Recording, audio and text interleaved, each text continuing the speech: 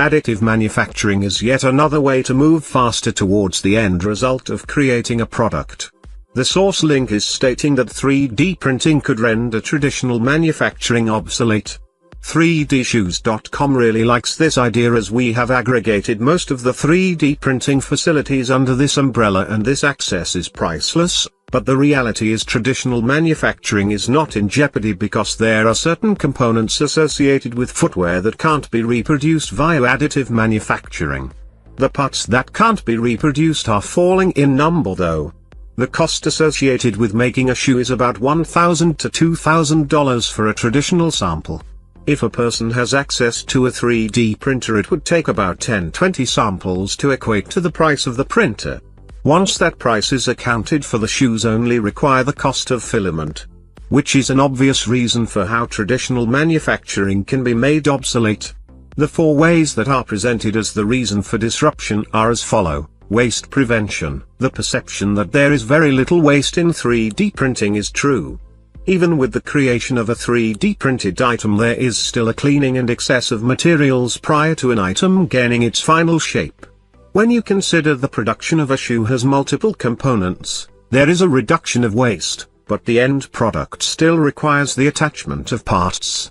However, waste prevention is one of the qualities that contribute to the importance of 3D printing. Easy prototype production. Nike actually photo-printed an athlete's head in order to create performance headwear for an Olympian. Creating a sample in footwear can now be reduced in time from months to days to hours. In footwear, when an artist creates a rendering, they can actually input the design into software and produce a working copy that can be painted and customized. Removing the need for the pouring of a mold for an outsole and the use of glue for attaching and creating the shoe in a manufacturing plant. Seamless production. These are the steps involved in traditional shoe cobbling: design, submit, cut, shape on the last, attach the outsole. In the production of a 3D shoe, the design can be generated on the computer, then printed. The only thing a human will have to do is insert laces. Nike has launched a division named Express Lane. Their goal is to move from concept to product in weeks. In traditional manufacturing, that time would include a trip across the ocean, which could lead to a 3-6 month wait for a product.